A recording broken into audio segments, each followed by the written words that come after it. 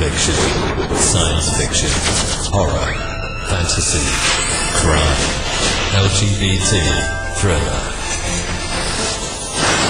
You have now entered the House of Mystery with your hosts, Eric Shapiro, David North Martino, John Copenhaver, and Al Warren. Heard on KCPA 106.5 FM Los Angeles, 102.3 FM Riverside, and 105.0 AM Palm Springs. Welcome back into the House of Mystery. I'm Al Warren. Mr. Michael Hawley is in the house. Greetings, Al. How you doing? I'm doing okay. Greetings. So you got lots of white stuff out there? We 2.5 feet of snow where I'm at, so that was kind of in the middle. So lots of snow, and we need it because our Buffalo Bills just got beaten. We're kind of bummed here. We're sulking. So, well, what did you expect? Come on, that's the way it goes. And to win. Well, no, don't ask for that much. Okay, that's right. Pushing it. Okay.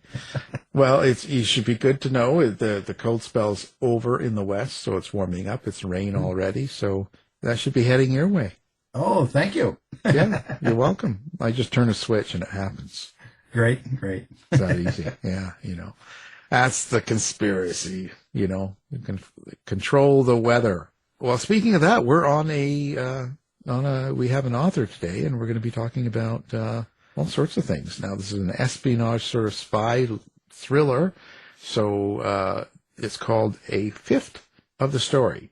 And this is Dr. Katherine Hutchinson-Hayes joining us. Thank you for being here. Yeah, it's an absolute honor. I'm glad to be here. I'm sorry you're suffering in the snow. It is a really wicked cold, 55 degrees here today. Sorry. Oh. Thank you, Kevin. In Florida. Well, oh yes, there you go. And that's where all the snowbirds go in this month and next month. So we'll be seeing you.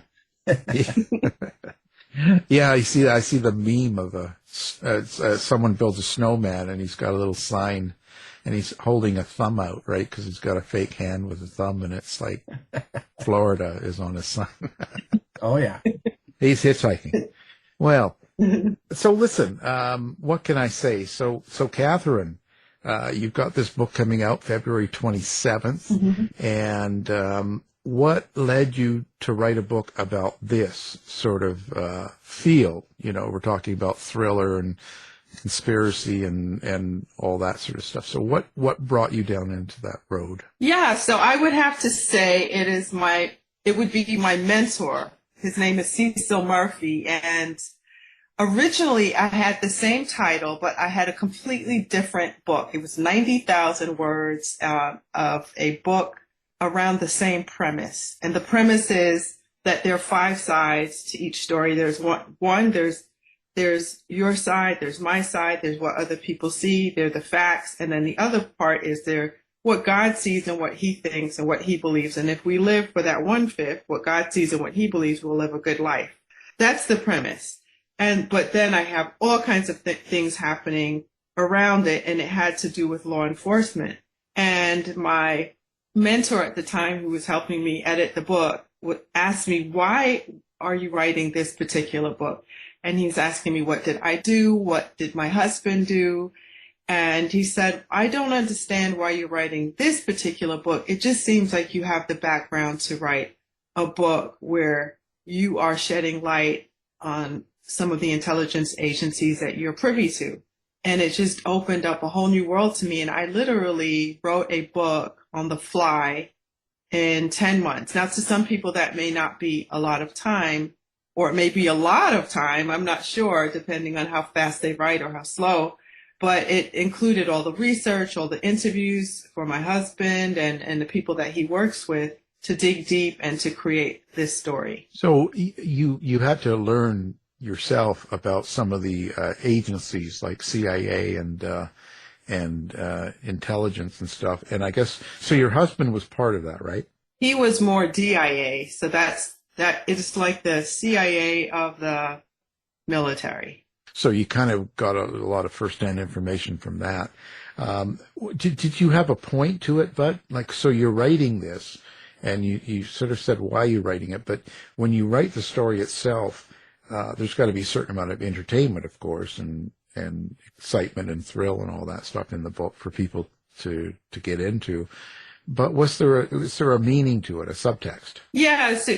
So my my concern is our democracy in the United States, and I've been just watching what's been happening in terms of the intelligence agencies and a lot of these breaches. And so my story began with what if? What if someone or people at the very highest level of our intelligence agency who's supposed to be protecting our country flipped? What if they flipped against us and shook the foundation of what our country's built on? And then I began delving into a lot of these organizations that we do have right now in our country, which is terrifying, about taking down our government and all of that, and how they're so intent on doing this.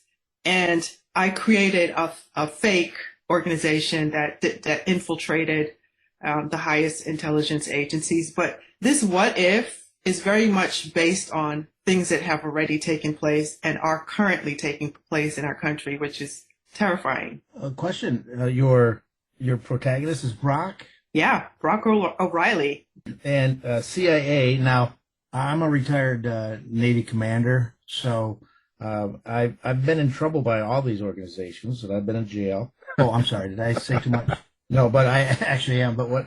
So I know DIA a little bit, but the CIA, FBI, like an umbrella look, is more the local, in the United States, and CIA is outside the United States. Right. So what you're doing is you're connecting the two? Yeah. So it starts off with these three friends who all work for the CIA, and they're kind of operators, and something goes horribly wrong. And when they come back stateside, their director asks them to consider transferring to the FBI for a special mission. So, Okay. So that actually is not uncommon, even though intelligence agencies, for some reason, sometimes don't always play well together. For some reason, there's disconnect between a lot of the groups. They hoard their information, and they're kind of funny because they have their own rules and things like that. But that's where the story unfolds about this. They're upset about moving from the CIA to the FBI because it's this feeling of being like you're larger than life when you're in the CIA, because they're out, like you said before, they're outside of the United States. When you're in the CIA, you're more going out to make sure what could possibly be a breach that could harm Americans. So you're looking to protect American freedom outside of American soil, and FBI, you're strictly here on U.S. soil. How do you create a character like Brock? Like, for you yourself, where does Brock come from, and what kind of relationship do you have with your character? So I have a dangerously intimate relationship with my characters. Oh, there you go. So, where I'll be at a restaurant and I'll say to my family, "Oh my gosh, Brock would love this steak. He loves his steak done like this." And my family's like, "Look, are you talking about one of your book characters? Please don't." But they've even gotten to know my characters. They could sense if something's off. Like sometimes I've read them passages about one particular character, and they're like, "Oh, that doesn't sound like something Suggs would say," or "That doesn't sound like this particular character." But for Brock, how I got to know him is I actually sit down and create a character sketch. Like I know his likes, his dislikes. I know his background.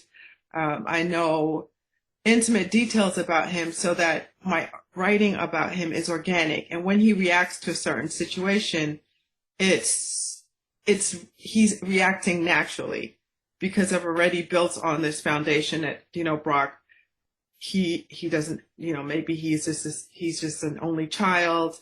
Brock is his mother suffering with, early onset dementia. Brock's father is such and such. So all of these things play into who he is. And so I know my characters intimately, even to how they look at. Well, do you hear your character? Like, how about the dialogue? Is it like watching a movie for you, or do you actually hear Brock, for instance? Both. It is like a movie playing in my mind, how he speaks, his voice, what he would say. There's certain things I know that he would say or he wouldn't say, that kind of thing. Well, they're not letting you drive then when you're hearing the voices and seeing things, right? I mean, there's nothing like that going on. I hope they're not letting you drive. No. Could you imagine? You get in the car and then you just sort of like hear voices, and then you come out of the car at the mall and you're like, why am I at the mall? So because your husband is kind of connected, do you ever tell your husband, well, Brock wouldn't do it that way? Well, Brock wouldn't do it this way. Are you getting yourself in trouble? Yes, I get myself into trouble all the time. And, but he was really fantastic at that in terms of being one of my sensitivity readers. And that's sort of a new buzzword for people. We mostly think about it in terms of if you're writing outside of your culture and race, you would want to get a sensitivity reader, but getting a sensitivity reader to make sure your material is vetted by a professional for something that you are not an expert of is also a great idea. So he would peruse my manuscript to go over a certain aspect of it and say, no, that wouldn't happen at all. That's not how we talk. Or, I had them hugging it out all the time, and my husband's like, no, guys are not going to hug it out. Punch each other or, insult each other, but they're not going to hug it out. And these guys that you're referring to here who are military guys, they don't talk like that. Or this intelligence agency, these are the acronyms you use, that these are correct. So he was very helpful that way. Well, so when you talk about sensitivity then, do you think about the violence that you put in and how you write the action scenes or the crimes, for instance? Yeah. So I've been told that I don't write like a girl, which I I don't know how to take that, but yeah. But I guess I'm really not a chick flick kind of a person. I'm more your action thriller kind of person. I'll be the one girl in the movie theater with all the guys, So I try to write true to form, not to just have gratuitous violence for no reason. It's true to the place and time. And for instance, the book opens up in a place where lots of extremism is happening in outside of our country.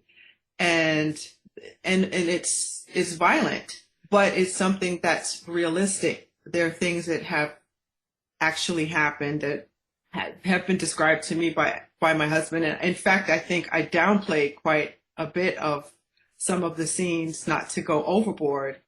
I didn't want to glorify the violence, but I also, there's something that needs to be said about the reality of the little wars that we fight outside of the states.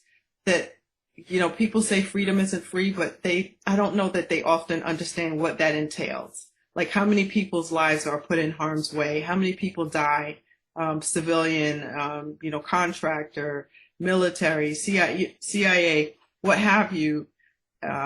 They die for our freedoms a lot. And the battlefield is quite violent, and there are many freedoms and privileges that we often take for granted here in the United States. So it's not gratuitous. Okay, good. Yeah, and it's true. But so when you're in those scenes, there's always a bad guy, so to speak, someone of evil nature and stuff. So do you find it difficult to get into the headset of the bad characters, so to speak, and write their dialogue and write their behaviors? No, because I am a trained black belt in Taekwondo. And in Taekwondo, we are trained to consistently see danger all around us. We're consistently trained to, and this is not like a saying that Taekwondo is just constantly looking for bad people or bad things, but it helps. It's actually a blessing. It helps put you in the mindset of possible evil everywhere. So even if I come out of my car and I'm going into an elevator, if I don't have a weapon on me, I don't have mace, I have my keys positioned in such a way, and I'm looking at everybody in the elevator. I'm saying, if this person tries to attack me, I'm going to do this. And I'm constantly thinking of who could attack me, how I'm going to defend myself. And so you think worst case scenario. So it makes you get into the head of the bad guy. Just like if you're in a Taekwondo fight, if you're in a battle, you have to put yourself into the head of someone who could possibly be trying to kill you. What are they thinking? How are they trying to come at you? Why? Why are they so desperate? And so you have to kind of take on that persona in order to defend yourself. So expect the unexpected. Yeah, of course. So in this particular story, did you have your characters, your main characters first? Were they what you came up with and then you put them into the situation? Or did you have this situation kind of, this scenario planned out and then you created characters to go into it? No, I knew my characters first. I had my 3 main characters first. And then I had an idea of the situation, and then everything came after. And then there were some characters later that became louder and louder, and they became so centralized that they're now they're now the star of my next book. So that was interesting. So now these characters are telling you what to do. Not only are they telling you how to drive, but then they're telling you what to do. Oh, wow. Okay. So, yeah. Can we make sure your husband's still okay and alive? Just have him come on camera and he can nod yes. If he needs help, just put up a finger and. You don't have a freezer in the basement, do you? Yes. No, I don't even have a basement. No. Oh, there you go. It's all filled in, yeah. Oh, it's terrible. Well, so you said you've already got so I guess that's kind of what's coming up next. You've kind of already got a sequel. Did that just come naturally, or did it build out of these characters that became strong? It built on these. It was completely different from what I planned. I'd actually started on the next book, which would have taken up exactly where I left off from a fifth of the story and went right into the next scene about what was going to happen to that set of characters. But there was a character that became so interesting, and she wanted to be heard, that I had to tell her story. And so that's what ended up happening. So that other story is still on the back burner. It will have to wait. Well, are you creating a series Bible then too? Are you going to have like a little book that you keep track of everyone and the things that kind of they go through and who they are and what all that sort of stuff? Yeah, I have hundreds and hundreds of pages of backstory, of facts, of research, and I actually have in the works 5 books. So a fifth of the story. I feel like it'll be really wrapped up if I do all 5 books. You're going to town here. So now you're setting. Do you write the setting where they're doing these things? Do you make that a character itself too? Yeah, that almost becomes a character itself. That's such a great question.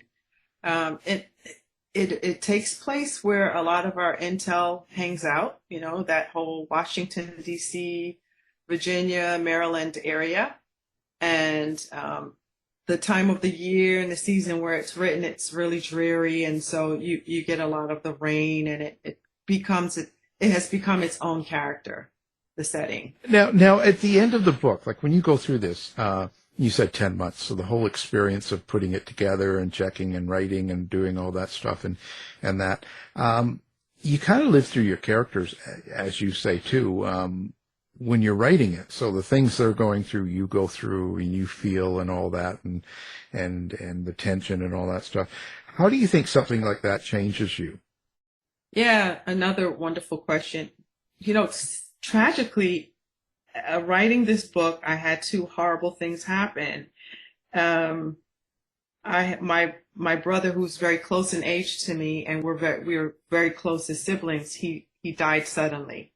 He died suddenly of a heart attack, and that completely unexpected. Yeah, and actually, one of the characters in my book is loosely based on him, and he knew it. He just loved that. He just couldn't wait to see it come out. And then 8 weeks later, my mother died of COVID, and it was such an unreal time for me. It was such a time of heartbreak, but I really learned to really become an author who was dedicated to the process no matter what happened. And the night my mother passed, I poured myself into that book. I think I wrote the best chapter in that entire book, and it's all in there.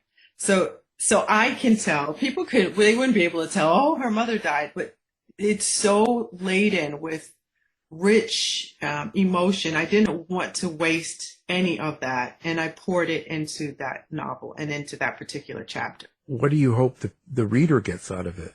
I'm hoping that the reader, what they will get out of it is that they will see how important it is to have rich relationships, to be loyal, to be authentic and transparent. And also, it also speaks about division, and it speaks about sometimes the lack of unity that we can have in relationships in our country and our government and all of that. And it talks about racism, all the isms. And I'm hoping that someone can walk away from it feeling that there's hope, that if I follow through and if I continue to be like, I look at Brock and he's like the great friend. If I can be more like Brock, if I can be more like so-and-so in my book, I can possibly live a better life. With all the odds they had stacked against them, I can live a better life. Katherine, question.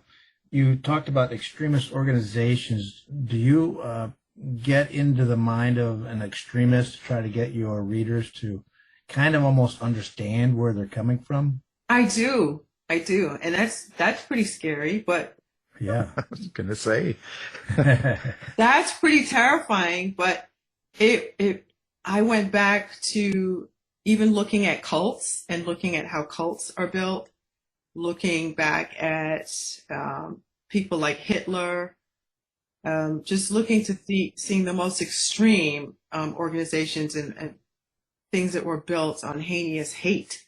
And how did they get people to sign up for the things that they signed up for? But these people were charismatic. They drew in people who were suffering. They identified with them. They were on the ground with them. And so they were endearing characteristics about many of these people that we look at as wicked and heinous for starting some of these movements and organizations. But there's still something endearing about them, and you still give them. If I'm building this pretend organization or this villain, I have to still make my villain likable, and they have to have characteristics about them that you can identify with and you can understand. And so for one of my villains, you can see why maybe he would gravitate to the organization that he gravitated to. And you begin to see why people could start to buy into an extremist set of thinking in an organization. So like why people drink the Kool-Aid in like Jonestown. Yes, it's exactly. Yes, that's it. Yeah. Mm-hmm. Yeah, it's an interesting area how people get so involved and wrapped up in stuff, and in their world they believe something. Were you sort of a little bit hesitant, or did it sort of make you think when you were writing this that you wanted to be somewhat cautious, being that it's such a let's say heightened time in America, with things like this going on? Yeah, and so I never want to be divisive. I always want to come and present a unifying factor and say, I wanted people to look and see, look, hate is never going to win. Division is never going to win. Let's look at the things that we're doing and let's see if we can bring it back around for our betterment. So it can be dangerous. You just don't want to get, you don't want to get to the point where someone feels like you're picking a side or you're being too political or something to that effect. But at some point, if you want to make a statement, you do have to pick sides.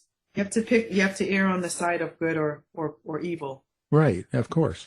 And I think that's it. It's not even picking a side. It's just doing the right thing, saying the right thing. It just, choices are that way, Well, it's interesting. So what brought you into the writing world? This is your first book, I believe, right? This is my third book. My first book was a self-help Christian living Bible study book called God's Little Black Dress for Women: How to Put on the Full Armor of God Without Losing Your Femininity.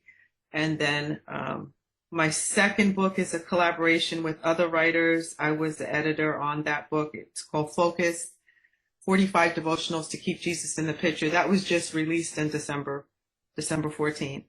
So this would be my third book, but this is my first thriller. Is there something you always wanted to do, you think? Was be kind of a writer in the fictional? I always had it in the back of my head to be a writer, but I started out in education. I was a principal for years and I got very sick. And then after that, my husband had to be deployed and then we had to move to a base. So during that time, I had to leave my job, and instead of taking a new principalship, my husband, he said, why don't you take this time to explore writing? You've always loved to write. I wrote a column for a magazine. I was one of their associate editors. And he said, why don't you just explore writing? I know how much you love writing. One thing led to another. I began doing some writing here and there. And every year I kept on building on it. But it hasn't been until I would say the last 5 to 7 years where I got very serious. Began taking in a lot of conferences. I also began teaching at conferences because I had this educator background and that came natural to me. I began speaking.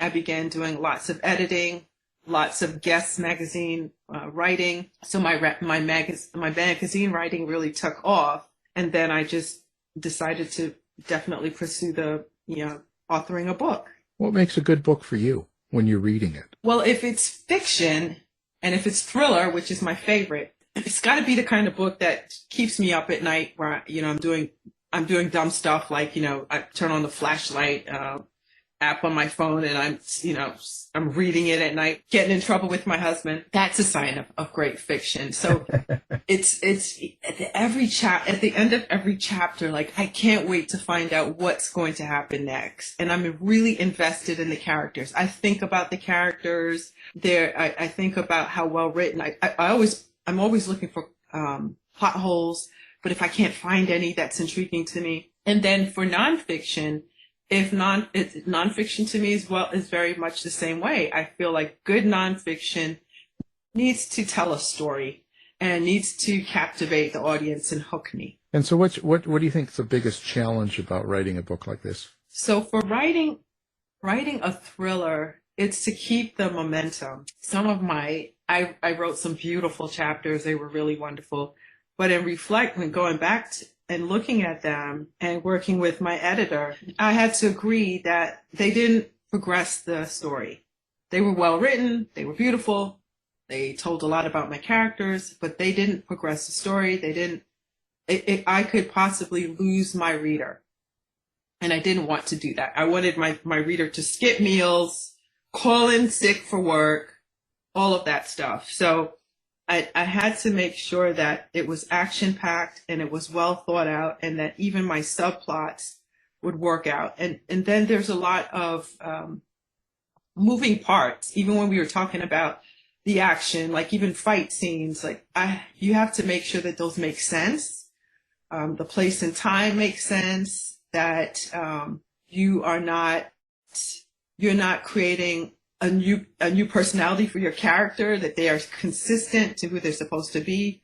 So all of those things have to be done artfully. And I think it's a lot harder than we realize until we actually start doing it. So your antagonist is basically sometimes wins the battle in the story, that they have to go through those trials. Right. Yeah. Yeah. In my story, it looks like it looks like it's hopeless. It looks like my antagonist is going to completely win. Oh, you should have an alternative ending where they do. Well, this action thriller genre has been real popular lately. Do you have a favorite yourself, or any of the action shows or writers that you really get into? Writers that I get into, I love, there's an author called Kirsten Moglen. I've met her a couple of times at Killer Nashville. She is just a phenomenal writer. She's indie published, but she does it really well. She's won a number of awards, and she writes really fast, but really well. Another author I absolutely love is Diane Mills. She's the queen of romantic suspense. Lynette Eason. I'm also a Stephen King lover. I'm a James Patterson lover. I love Ted Dekker.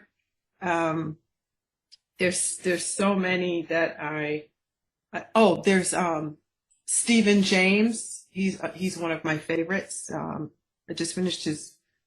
just picked up his book Synopsis. It's really incredible. It makes you really think about AI and thrillers. Oh, that's a whole different level.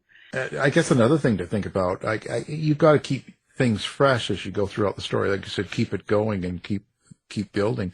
You think you can do that with five books? I can, because I have to tell myself to stop writing. You see, like even my second book, I wrote so much. I'm now in the process of cutting it down by like 10,000 words. You become so invested in these characters and in the story that the story becomes addictive. And I constantly talk about, like, I miss, right now that I'm in the editing stage, I really miss writing about my characters, because it's a way of me being with them. I'm hanging out with my favorite peeps, even the bad guys. I started to like them, even with their bad. So there's a little bit of evilness in you, I see.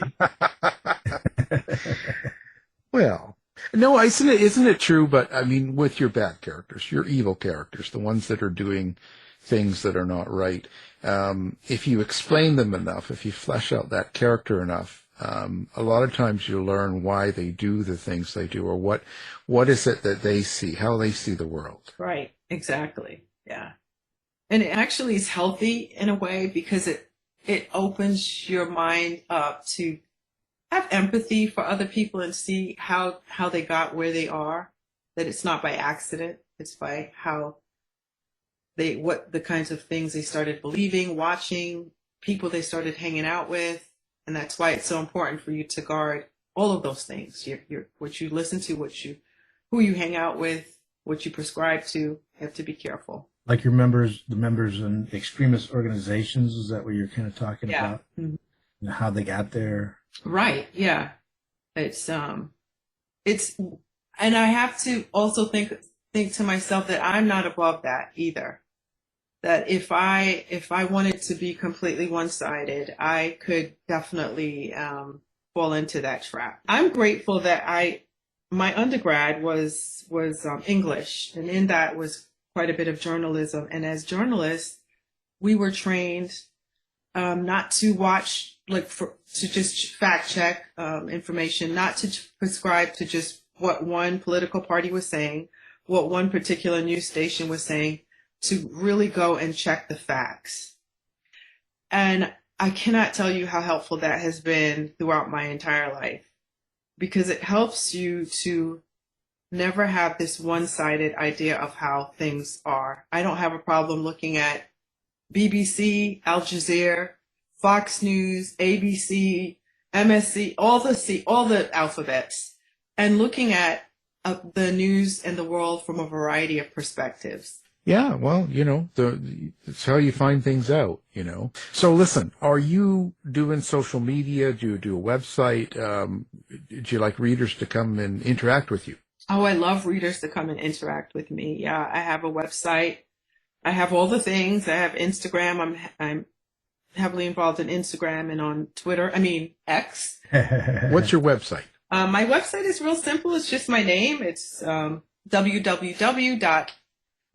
is Dr. Katherine, Katherine, Hayes, Hayes.com. Well, fantastic. Okay, so now we're going to have that up as well as your book and everything so people can find it with one click. It'll be on our website. So that's amazing. Well, we appreciate you being here and talking about your new book and the world. So, and the new book is called A Fifth of the Story. Our guest is the author of that, Dr. Katherine Hutchinson-Hayes. Thank you for being here. Yes, it's been my pleasure. It's been an honor. I respect everyone in this industry, all writers, all podcasters, radio interviewers. Oh my goodness, it's lots of work. I run a podcast and I know how much work you put into it. Nice speaking with you. Good speaking with you. You've been listening to the House of Mystery radio show. To find out more about our guests, hosts, or shows, go to www.houseofmystery.com. Show's over for now. Was it as good for you as it was for me? Yeah. Good night. This has been a production of Something Weird Media. I'll be back.